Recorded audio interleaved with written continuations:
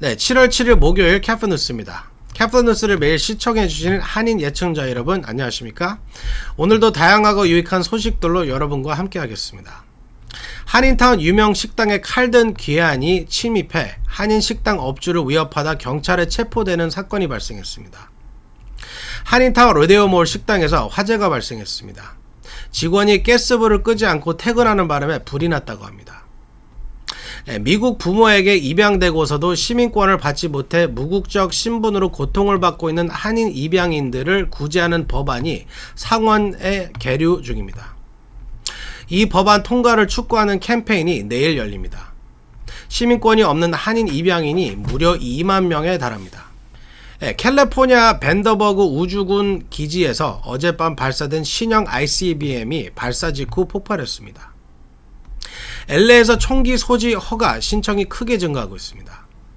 오미크론 하위 변이인 BA.5 변이가 빠르게 확산되고 있어 코로나 재유행이 우려됩니다. 파티게이트로 사퇴 압력을 받아온 영국 보리스 존슨 총리가 결국 사임 의사를 밝혔습니다. 이상은 오늘 전해드릴 주요 뉴스 헤드라인들입니다. 7월 7일 목요일 캐프뉴스 시작합니다. 여러분, let's go. I can invest in myself and my future. At a California community college, you can have the future you've always dreamed of. Classes fill up quickly. Enroll today at icangotocollege.com. 네, 오늘의 첫 소식입니다. 미국인 가정의 어린 시절 입양됐지만 미국인 양부모의 무관심과 무지로 성인이 될 때까지 시민권 없이 무국적 상태에 놓여있는 한인 입양인이 무려 2만여 명에 달합니다.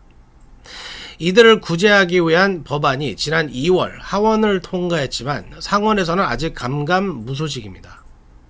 법안 통과를 촉구하는 캠페인이 내일 총영사관저에서 열립니다. 피터장 기자가 보도합니다.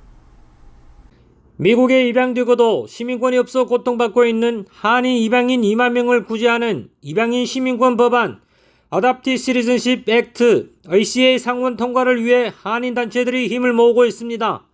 코윈 퍼시스 LA와 한인 입양인 단체 MPAK는 지난 2월 하원을 통과한 뒤 상원에서 진척을 보이지 않고 있는 이 법안의 상원 통과를 촉구하는 입양인 시민권 캠페인을 내일 LA 총영사관제에서 개최합니다.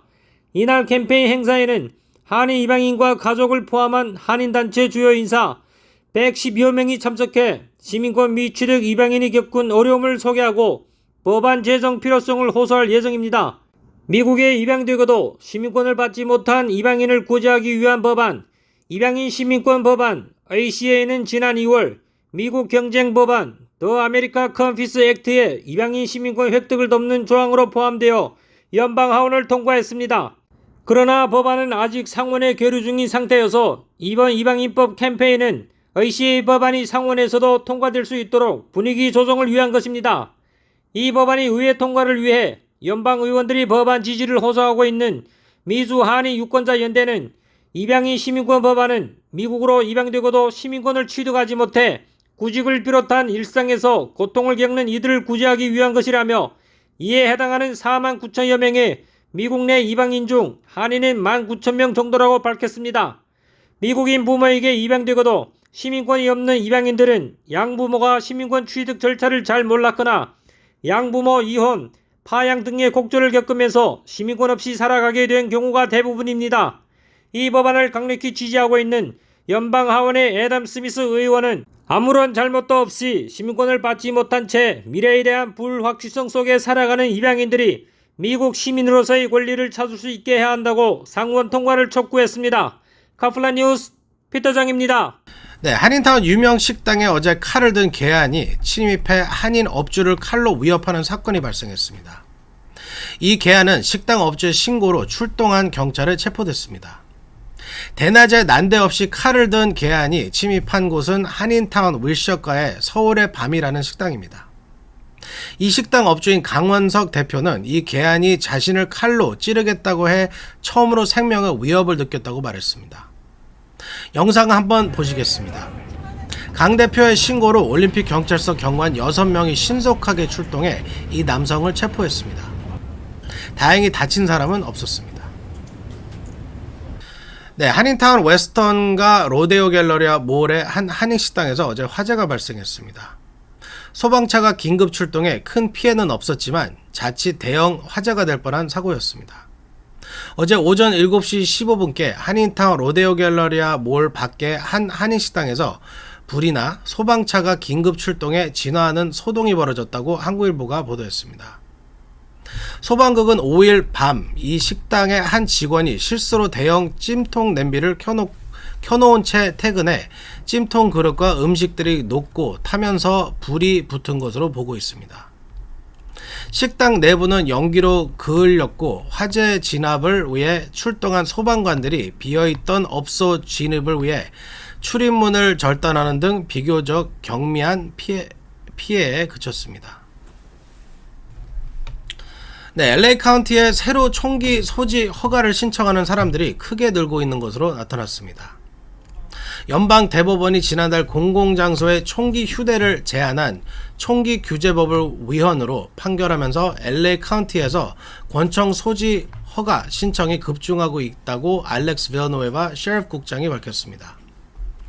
비아노에바 국장은 올해 발급된 권총 소지 허가 신청만 3,135건에 달하며 대법원 판결 이후 1,364건이 새로 접수됐다고 밝혔습니다. 비아노에바 국장은 앞으로 5만여 건의 권총 소지 신청이 몰릴 것이라고 전망했습니다. 네, 어젯밤 중가주 벤덴버그 미 우주군 기지에서 새로운 신형 ICBM이 발사 직후 폭발했습니다. 시험 발사는 실패로 끝났습니다. 지난달 국주 음속 미사일 시험 발사 실패에 이어 두 번째 미사일 발사 실패 사례입니다. 제프리 기자가 보도합니다. 캘리포니아 반데버그 우주군 기지에서 발사한 미국의 신형 ICBM이 발사 직후 폭발했습니다. 미 공군은 어제 반데버그 기지에서 신형 ICBM 발사체의 시험 발사를 했으나 몇 초 만에 폭발하며 실패로 끝났습니다. 6일 밤 공군은 캘리포니아 반데버그 우주군 기지에서 신형 ICBM용 미노타우루스-2 우주 발사체를 시험했습니다. 이번 실험에는 재진입체인 MK-21A가 탑재된 것으로 추정됩니다. 발사는 이날 밤 11시 1분경 이루어졌지만 불과 11초 만에 발사체가 폭발하며 실험은 실패로 끝났습니다. ICBM 폭발로 반데버그 기지에 화재가 발생했지만 폭발 잔해는 발사 현장 인근에만 흩어져 부상자는 나오지 않았습니다. 반데버그 소방국이 발사 직후 화재에 대응했고 기지 다른 지역에도 즉각적인 위험은 없었다고 발표했습니다. 국방 전문 매체 디펜스 포스트에 따르면 당초 이번 발사는 7일 오전 이뤄질 예정이었으나 군 당국은 발사를 6일 밤으로 앞당겼습니다. 일정을 당긴 이유는 알려지지 않았습니다. 미노타우루스-2는 미 공군 핵무기 센터가 개발했습니다. 지난 50년 동안 사용된 미니트맨 미사일 시스템을 대체할 목적으로 개발 중인 LGM-35A 센티널 ACBM에 사용될 것으로 예상되고 있습니다. 미노타우루스-2는 현재 개발 초기 단계로 이번이 첫 시험 발사였습니다. 미국은 지난달 30일 하와이에서 실시된 극초음속 미사일 시험 발사에도 실패한 바 있습니다. 지금까지 카플란 뉴스 제플리였습니다.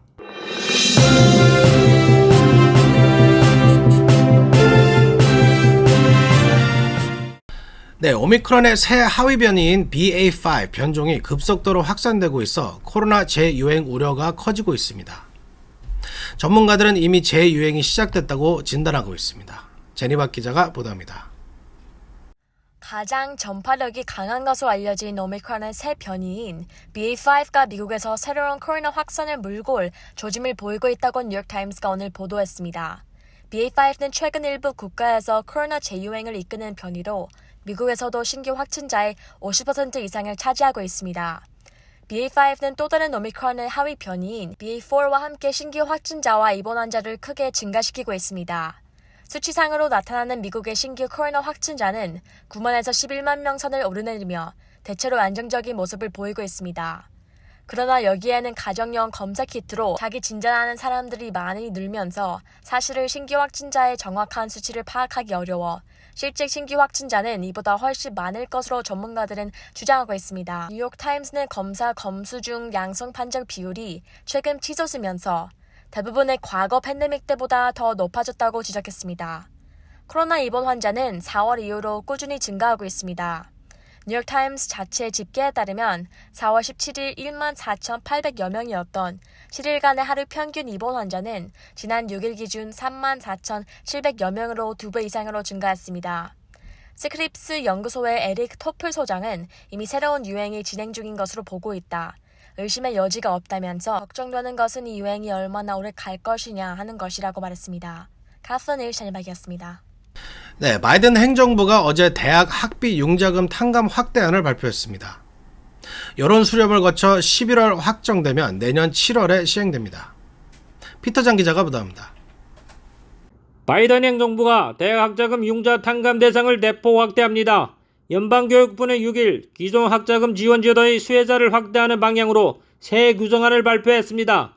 이 규정안은 학자금 융자액을 탕감해주거나 상환 부담을 완화해주는 것이 골자로 이자에도 상한을 정해 이자 부담을 줄여주는 내용입니다.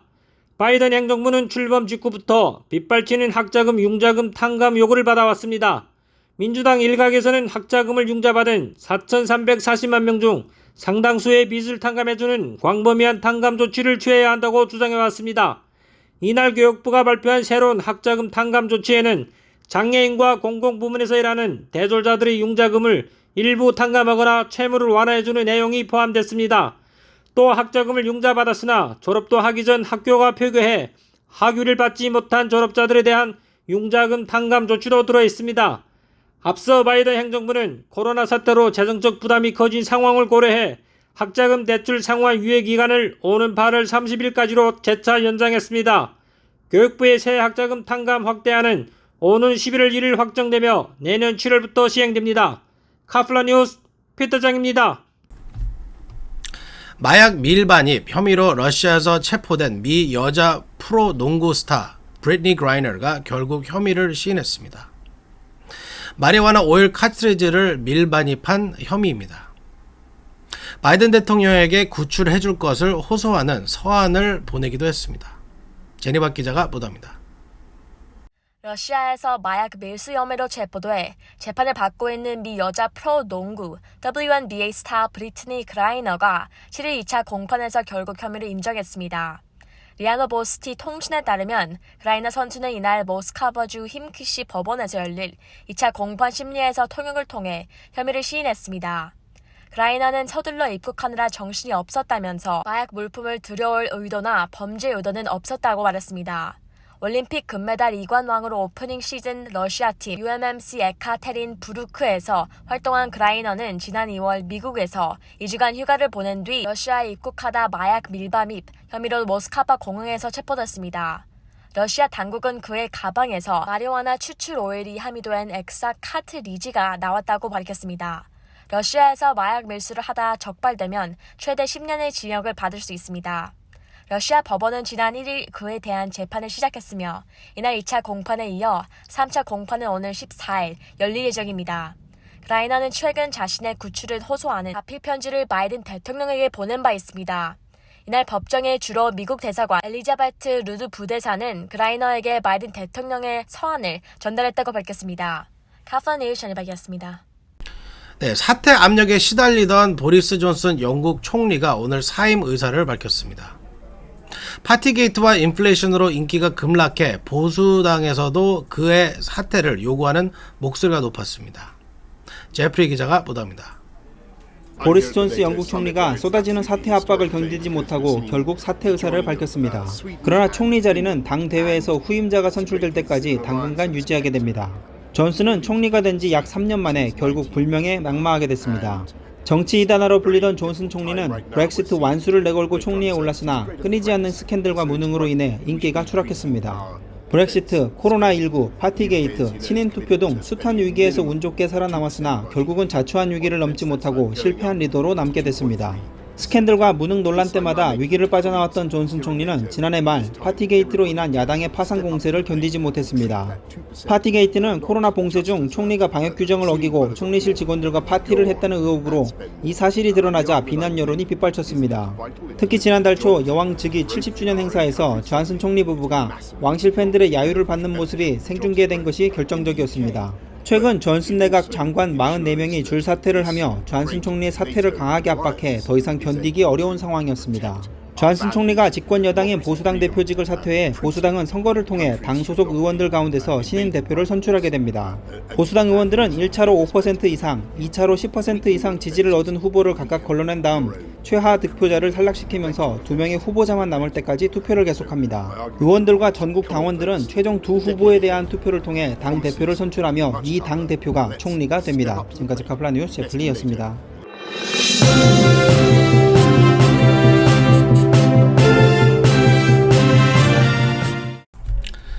네, 오늘 준비한 소식은 모두 다 전해드렸습니다. 여러분 오늘 뉴스 어떠셨습니까? 약간 좀 어색했었죠? 저희가 편집 소프트웨어를 오늘 바꾸면서 초보자의 실력으로 했는데 조금 모자랐던 것 같습니다. 앞으로 더 열심히 해보겠습니다.